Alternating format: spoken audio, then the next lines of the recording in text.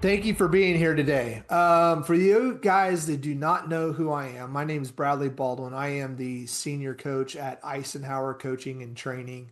We're a coaching and training based company in Morro Bay, California. We are one of the largest real estate coaching and training companies around for real estate solo agents, new agents, experienced agent, team leaders, broker owners. We coach everybody. And yes, this particular program today is kind of geared for each and every one of you. So whether you're a new agent, a experienced agent, a broker owner, or a team leader, there's something on this call for everybody. Inside the chat, what I have dropped is a couple of things we're going to be talking about. One is a YouTube video that I'm going to reference. Another one is a graphic, and of course, I put a link to our website, especially into our one of the group coaching programs that I actually host myself.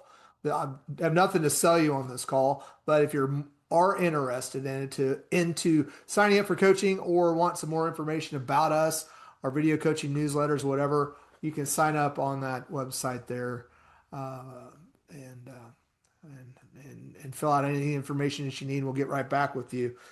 Um, Thank you for being on these webinars. It's something new we're doing. It's something that I'm going to be doing every single first Wednesday of every single month. And we have a variety of topics that we're going to be covering. Whatever I usually think is important based on the time of the year. I have been in real estate sales since 2002, and myself and my team of agents, we've sold over probably to date well over 2,000 homes. And I've been coaching real estate agents professionally. This is my 12th year, so I've been around a long time. So speaking professionally, coaching real estate agents, so I've been around. Glad that you're here, and I'm glad that you're take some time out of your day to talk about this great topic that I think is one of the most important topics. Okay. When it comes to selling real estate, everybody talks about lead generation and presentations and lead follow up and all these things. And a lot of people forget, if I could point out one thing that a lot of team leaders especially forget, is mindset around people, around entrepreneurs, around real estate agents, around things that go on in this business. Because, quite frankly, there is a lot of ups and downs and backs and forths in this business. You're in a crazy world, okay, being a real estate agent. You work when people aren't working. So you're working evenings and you're working weekends, and you're answering phone calls, and you're pulled in every direction, and balance is always kind of wonky. And we have a lot of training on how to get that not wonky, which is something that you strive for. But to be honest with you, there's a lots of ups and downs. I remember I wrote down in my notes here. I remember one day, this is back in around 2008, 2009, somewhere right in there. And it wasn't the best of times for to be a real estate agent, for sure. I think in 2007, my coach and myself, we had to work on getting 80 listings a month to sell 10. So that's 80 listings, 70 of them that won't even sell, right? To get 10 of them to sell. And this is why that you're going to see here in this in a minute. Things did start to pick up in 08, 09. I remember one day I had five pending deals, and they're all closing like Thursday and Friday. And this was like Monday or Tuesday. And I came back from the Lake of the Ozarks. I worked in Kansas City at the time. And I don't know what happened, but everybody got in the same phone calls or whatever, but they all talked. And in one day, all five escrows fell out, all five of them, bam, just like that. All right. And in 2008, 2009, if you had $40,000, $50,000 that were going to be there on Friday fall out, that's kind of heartbreaking. And I'm giving you that story to kind of tie into what things can happen in this business. And without a strong mindset, without some skills, without kind of knowing what's going to go on, you kind of get lost. you get lost in this business. You get lost in real estate sales because there's no one there to fire you. You got things to bounce off of you and things of that nature, but you signed up to be a solo entrepreneur, somebody that um, is into the business for themselves. Now, whether you're a solo agent, you are the business of you, the CEO of you. If it is to be, it's up to me. And the pressures that are caused around that, around agents and their families and their personal lives, um, is why having strong mindset and skills to understand what a strong mindset is, get over some of these things that happen. There's good times that happen too. A lot of emotions, a lot of emotions. And why is this important this time of year, March? Okay, there's 2 months in the calendar year. I hate being in my job. Okay, I hate being a coach. It's in January and it's in July. Both of those months, specifically those months. But they kind of linger on in February, not so much March, but kind of do. Okay, and here, let me tell you why. Because this is what happens every single year. It's like I can smell it and I know it's going to happen.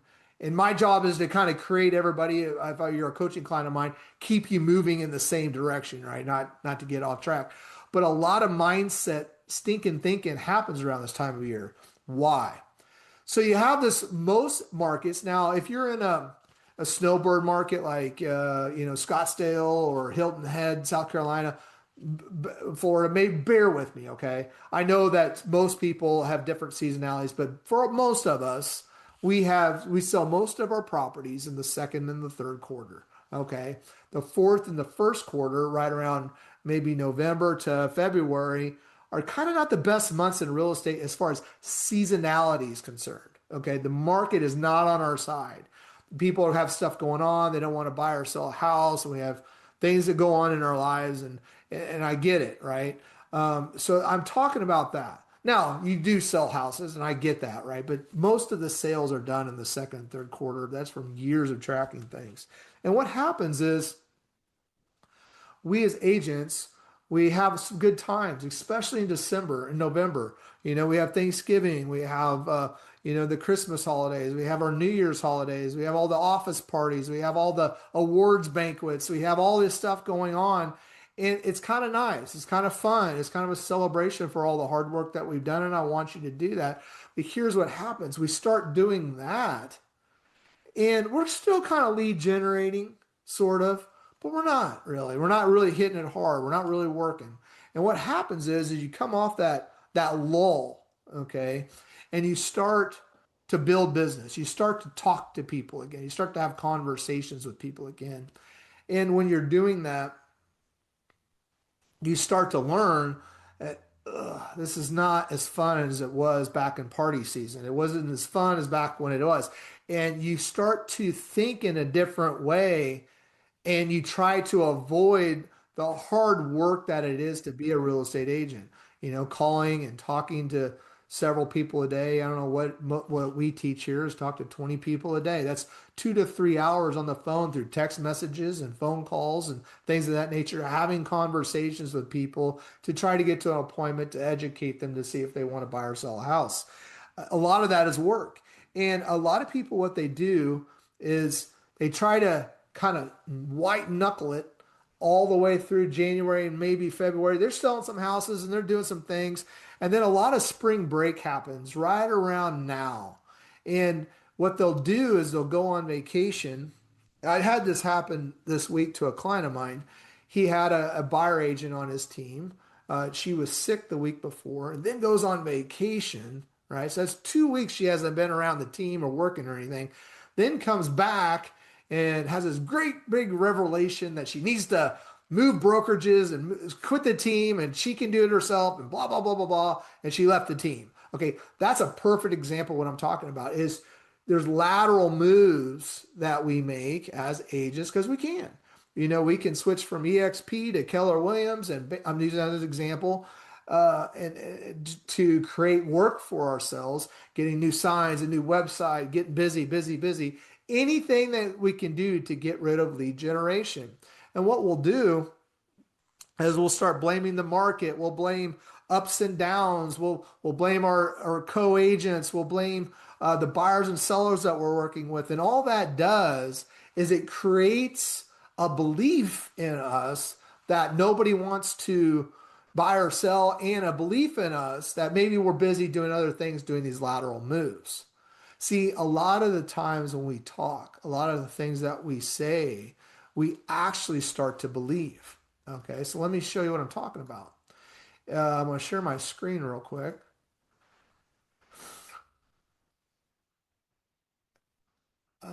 This right here. So let's talk about interest rates. I'm going to pull that out of the hat. Is what we'll do is we'll think, man, interest rates are so high, and nobody wants to buy a house, and the market's soft, and um,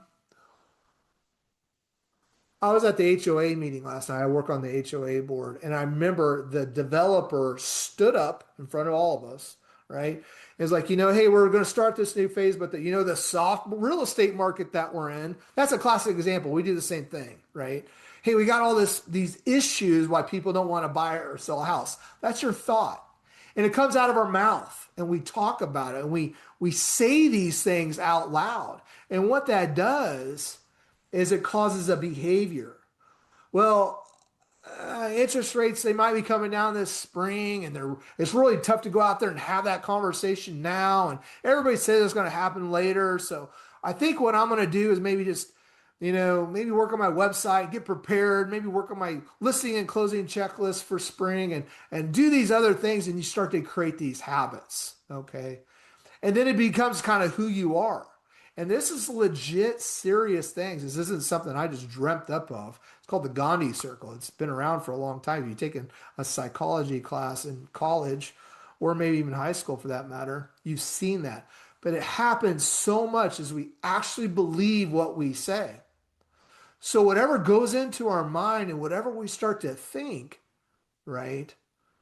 We got to make sure before we speak that out into existence, if it is going to come true. And I'm not one of those people that do affirmations and things of that nature. That's just not who I am. Not to say that it doesn't work, but a lot of people say affirmation is something positive, so they'll believe that. That's where that comes from. And it's the same thing that we deal with right now. Okay.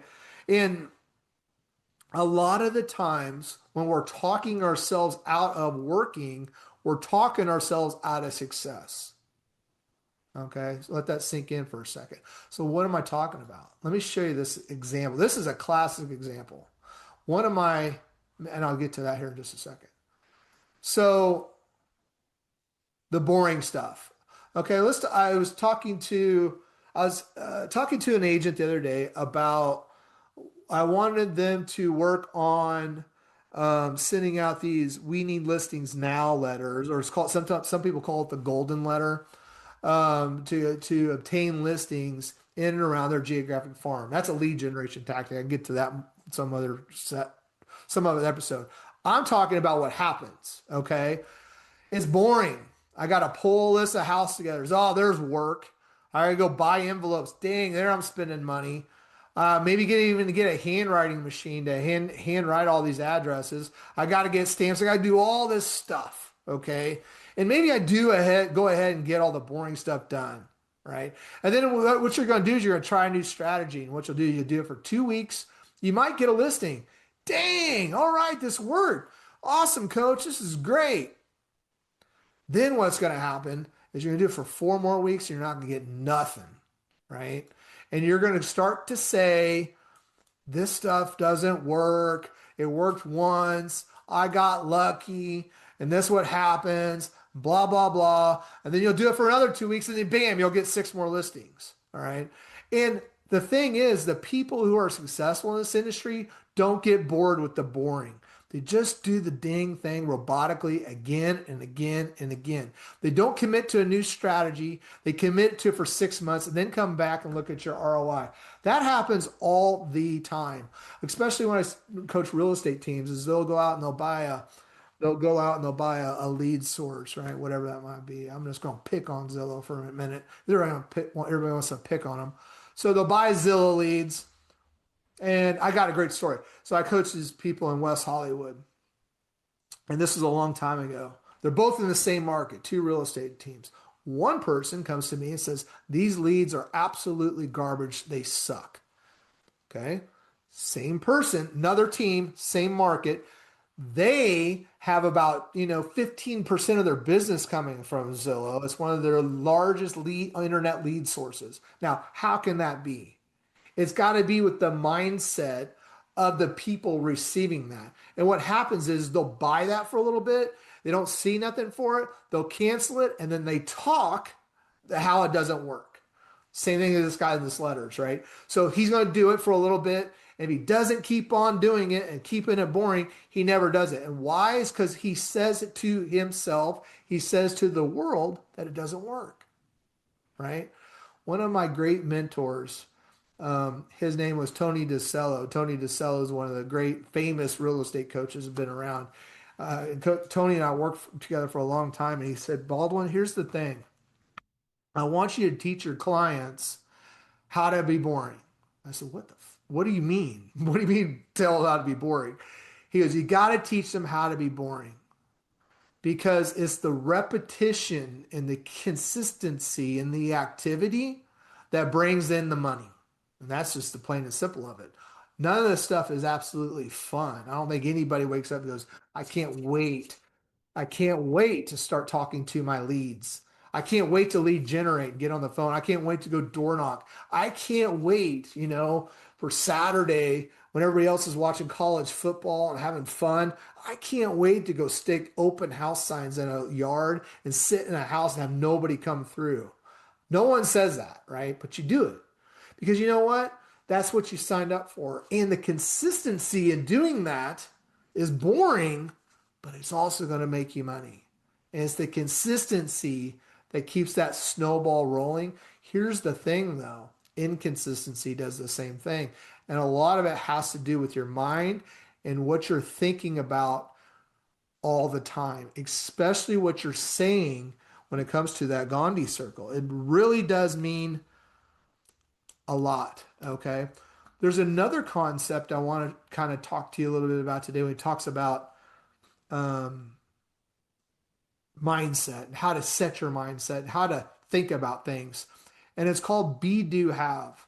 There's a great I was not old enough, but one of the guys that mentored me and coached me when I was in production a long time ago turned me on to Earl Nightingale. Earl Nightingale is kind of the godfather of all motivational speakers out there.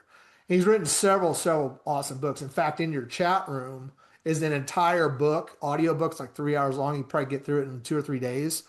It's probably one of the greatest reads that you'll ever read. And in that book, he talks a lot about the be, do, have strategy, okay? Meaning that you have to be something, right? And you have to decide what to be to do the things that you need to do to have results.